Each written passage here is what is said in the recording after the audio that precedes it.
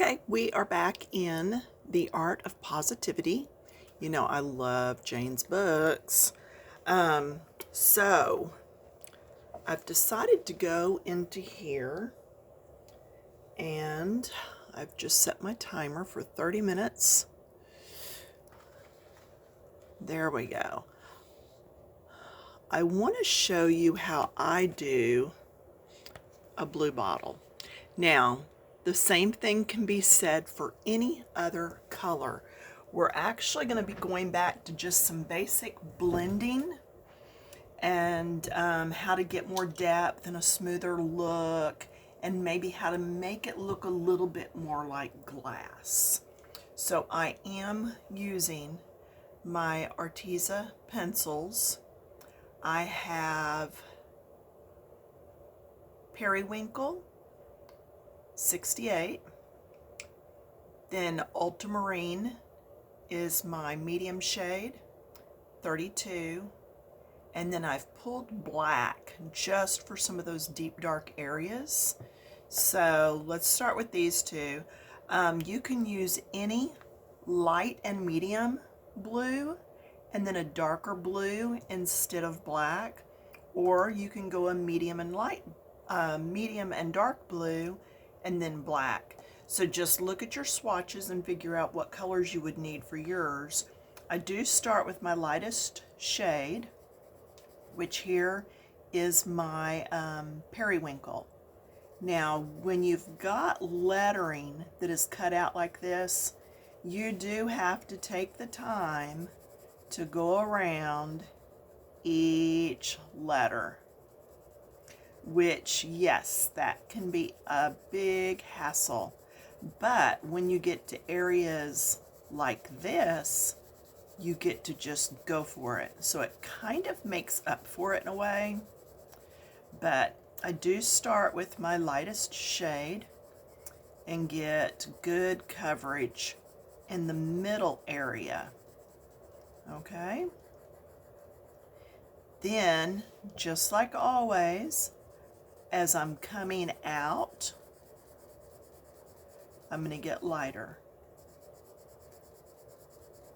Get lighter. Get lighter. Because I always take where they get lighter, and that's where they're going to overlap and blend that color, okay? And somewhere I know there's going to be an ad pop up. Just stick with me, please. I did monetize my YouTube videos, and it is actually going to help in the long run. I hope to be able to, in time, get some other pencils and do reviews on other products by using that money for that. It's just going to take a while to build it and your patience to sit through those videos. So anyway, so as I come down through here,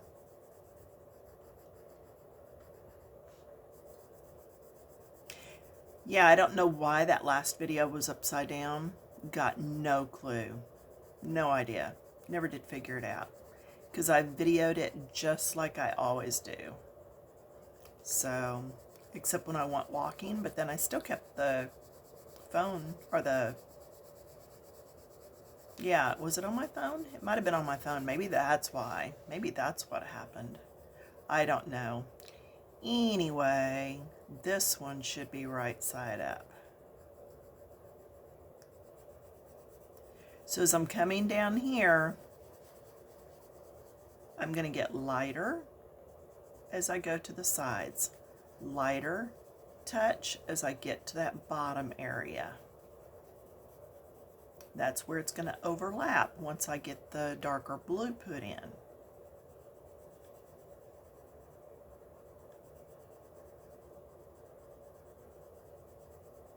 And there may or may not be videos Christmas week.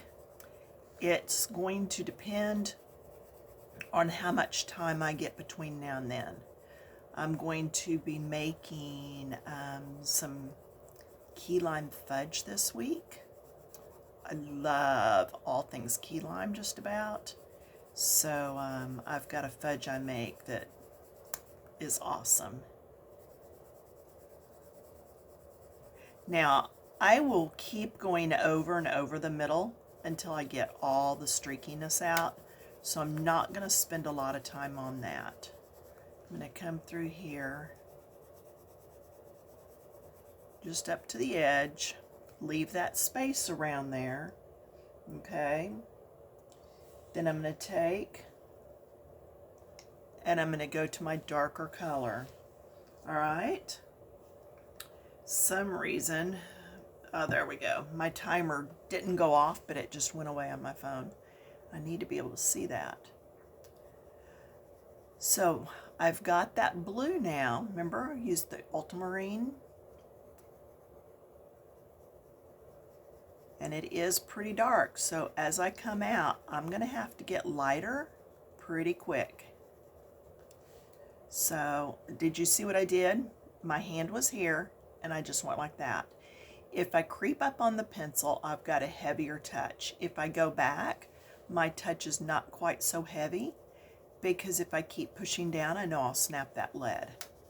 So it just reinforces that lighter touch. But then I can still go over it several times to get the darker, more even coverage. All right.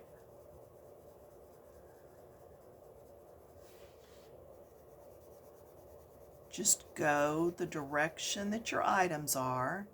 Go around them as best you can. If you go in the lines at all, you can always go back in there and erase. Okay? But this is where there's shadows and shading, and we're going to get the depth we're after. Now, I'm coming in here because I do want to get right next to that star.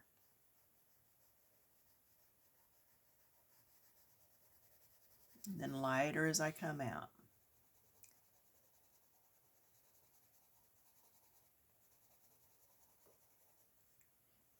I'm going to turn the book. No, I'm not. I was thinking I would, and then I thought, no, I can do it like this.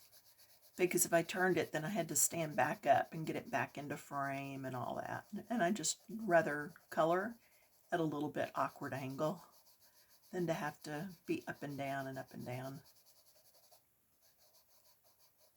Get right up to that edge. Now, something we've not talked about in a while. When you are coloring and you're going up next to an edge, if I come over here and try to go up to the edge, I can get it, but it's much easier for me to go on this side. It's easier if my pencil is pointed towards that edge. Does that make sense? So on this side, it would be easier if my pencil were going that way. Then I could get right up next to that easier. If I do it this way, I can do it, but I have to really stand that pencil straight up and down so that I can get that good, smooth line. So as you're coloring, think about that. You know, is it easier for you to color one direction over the other? Do you need to be turning your book or your page as you're coloring so that you can get down into some of those spots? So pay attention to that. That will help just get you through some of those areas that for some reason you're thinking that you have a harder time with. Maybe you need to turn your book, you know. I will say that sometimes a lot of people get backaches when they're coloring, and it's because you're sitting hunched over the book. So it might be, if that happens to you, maybe you need to set a timer that after 30 minutes, you actually get up out of your chair and go walk and give your back a little bit of shoulder rolling just to kind of ease your muscles. Because we do tense up, even though coloring is supposed to be relaxing, we do tense up while we're doing it because we're holding that pencil and we're coming along and blending and stroking with the paper And it all adds up, and it can tense up and tighten up your muscles. So don't forget to be kind to yourself and give your back a little bit of a break from time to time. Same thing with your eyes. When you're on a laptop, computer, phone, anything for very long, even watching my videos, you need to stop every 30 minutes to an hour and just refocus across the room to be able to rest your eyes for a bit. Okay? All right, I am going to change back over to my lighter shade, the periwinkle, and now I'm going to start blending in. So we're going to pretend all this has already had several coats like this up here did. Now we'll come in and we can actually go harder, more pressure, and blend right into that blue. Now, these pencils are awesome to blend with. So I don't have to work as hard as I do with my Crayolas. And I'm just getting that blend. Excuse me. I'm just getting that blend. Now, I am not working so hard at getting all the streaks out because it is glass. Glass is reflective. So there might be things around this that are reflecting.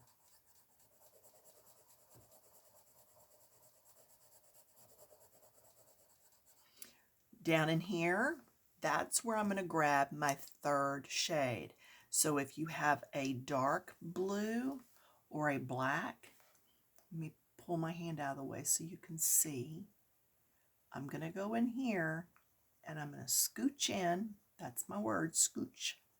I'm going to put some of that black in there and I'm going to go very light, very fast.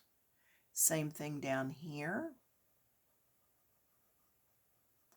I'm looking for those little V areas where it might be just a little bit darker. So, and this is what I do when I'm doing flower petals, anything that's got a bunch of V's in it, that's where you go darker, is down in those V's. And that's what's going to push that item to the back and pop these shells up to the front. If I use darker colors in the back and lighter colors in the front, that'll do it too. Okay, so the lighter the color, if it's in the front, it's going to look like it's closer up. Now I'm going to go back to my blue, the ultramarine, my second shade, and I'm going to do some blending there.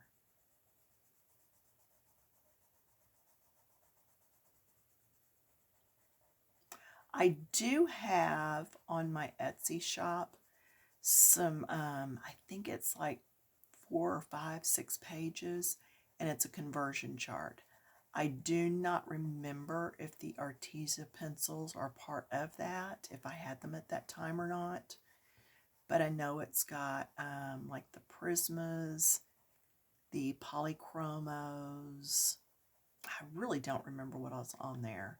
But if you have difficulty finding out what colors are close to other colors, if you've got any 2 sets off of that sheet, actually probably any 1 set, you could get those. I think it's like $3 for part 1 and then another $3 for part 2. I couldn't get it all to fit on one download. But what I'm saying is, if you've got Crayola or you've got some other brand that you're wanting to know what it matches up to, you could get those sheets and compare it. But you would have to have one of the sets that's on that sheet. And then it would help you to compare with other pencils.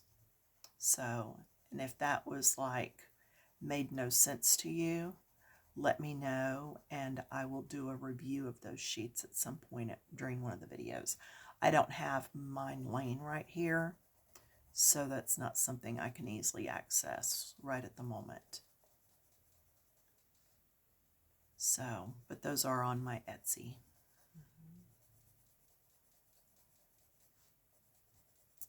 There we go. And see, now that's blended. Now I'd come in with the lighter shade again, my periwinkle, and I'm just going to come and start blending into this. Yeah, I'm shaking my whole table. That's how much pressure I'm using.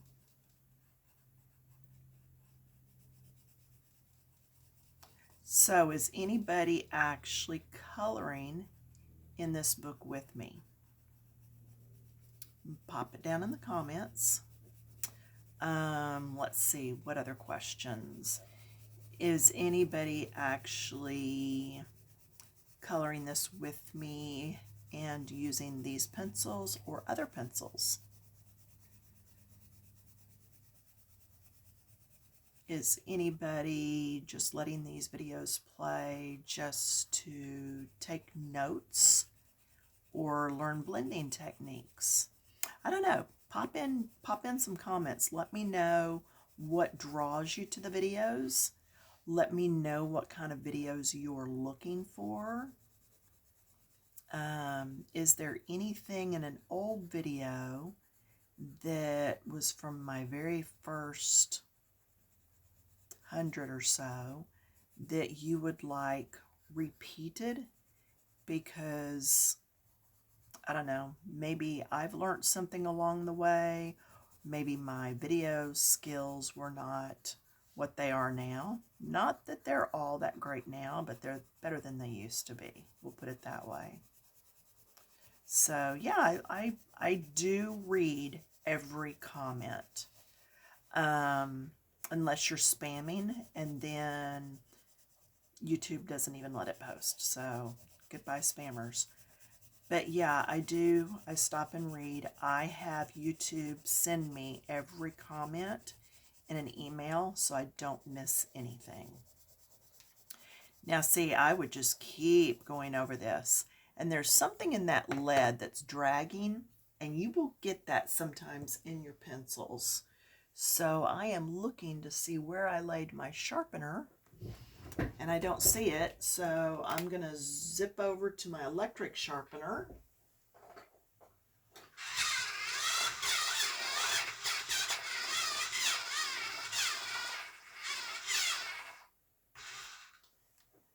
That electric sharpener needs new batteries in it. But now let's see if I got that out of there. I did. Good. So I don't know what was on the tip, but it was leaving little streaky marks. But that's okay because this is glass. Again, it's not like somebody's face where you want everything soft. And you could take a blender to this if you wanted to. Most of you know I don't use blenders as much as a lot of others. I just come through and keep using the lightest shade, and that way I'm adding more pencil to the paper instead of just moving it around. Now, if you want something super soft, you can use just like a couple of layers of color and then use that blender to move it around, and it will give you that soft effect because it's moving the color into those little divots, the tooth of the paper, and it's not building it up, so it will appear lighter. Now, something else that you can do to actually make glass look more realistic, whether it's a window or a bottle or a vase, whatever, you can take and draw lines across it in the darkest color that's on that. So in this case, instead of using the black, I would use the dark blue and quite literally make lines going across. And I'm going to show you that in just a bit. Just want to get a little bit more of this blended out. Now, the thing is, once you've put those lines on, you're kind of finished with that area, unless you're going to go around those lines. Because if you try to color right through them, you are going to get a lot of streakage. Okay? Now, I'm probably going to do all this lettering with gel pens. So I probably could have colored over the top, but not all gel pens take pencil over the top. So that's why I went ahead and went around, because I never know which gel pen brand is or isn't going to take it, and I do have all my glitter gel pens mixed. So let's get the end of this here. And see, I'm kind of going in circles, but they're big circles. Okay, what I'm doing is this. And that will help get those lines out. But you've also seen me go up and down a lot. I'm going the direction of this long area. Okay? I'm not going this way and then this way and then over here going this way, because then that would give me a more streaked look. But see, each time I head to a different area and I just concentrate on blending that area out. And like I said, I could sit and blend on this for a while. So I don't know what's in that pencil, but I just got those streaks again right there, which is kind of cool because it makes the bottle look like it's been rubbed. So, I mean, I don't know. All right, so I'm going to come in with this blue. And what I'm going to do, I don't normally use a ruler, but I'm going to. I want my lines all to be kind of parallel to each other. So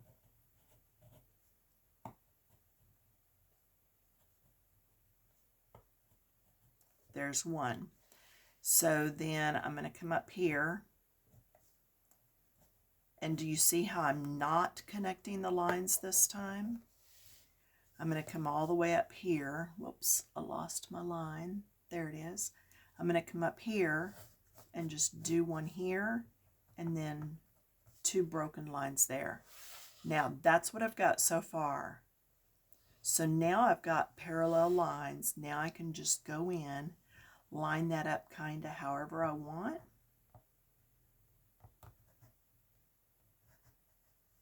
And go down through. And see, I didn't connect. And here, I'm just going to put like partial lines. And I might come all the way up and do another piece there. I won't do lines over the whole thing. Okay, I don't want it to look like it's a diagonally striped bottle. But I can do like sets of 3. I like the way that looks. And then I'll go down here and maybe add one here. And then maybe break it up with something down here at the very edge. And see, I've got a line right here on my ruler. Do you see the line that's right here? I'm going to line that line up with this line right here. And that tells me that my edge is going to be parallel. There's nothing like a nice clear ruler that has lots of different lines and stuff on it. It really makes it easier. All right, so that's it for today. I should be back in a couple days. The top of the bottle is actually, I'm thinking, a cork. Now this area right here, let me see. Yeah, I've got time. I'm going to take my darker shade. Actually, I'm going to start with the lighter because I can always get darker. It's harder to get lighter. I'm going to do the middle coming across.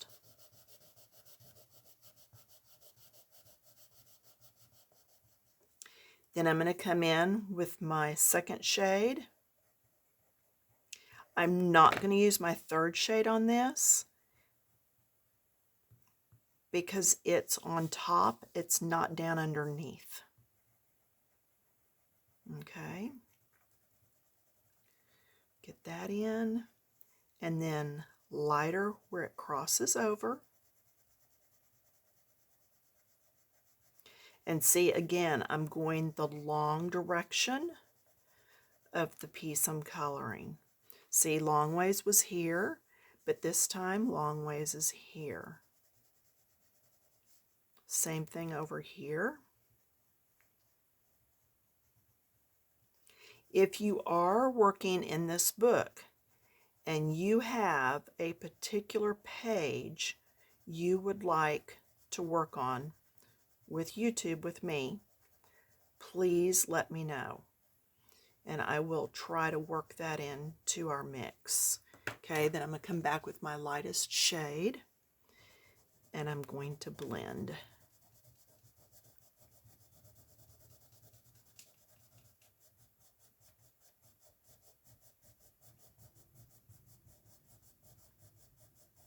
Okay, so there's our glass bottle. And it almost, to me, it just reminds me of one of those frosted bottles.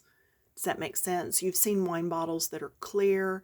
You've seen the ones that are like in a tan or a brown, the ones that are green. Every now and then you'll see the blue. That's where this reminds me of, like a polished sea glass. So, okay, enjoy your coloring, and hopefully I'll see you back in a few days. Don't forget to subscribe, give me a thumbs up, suggestions. I do read my comments, y'all, so thanks for that too. I will see you in a few days. Stay warm and be safe out there. Bye.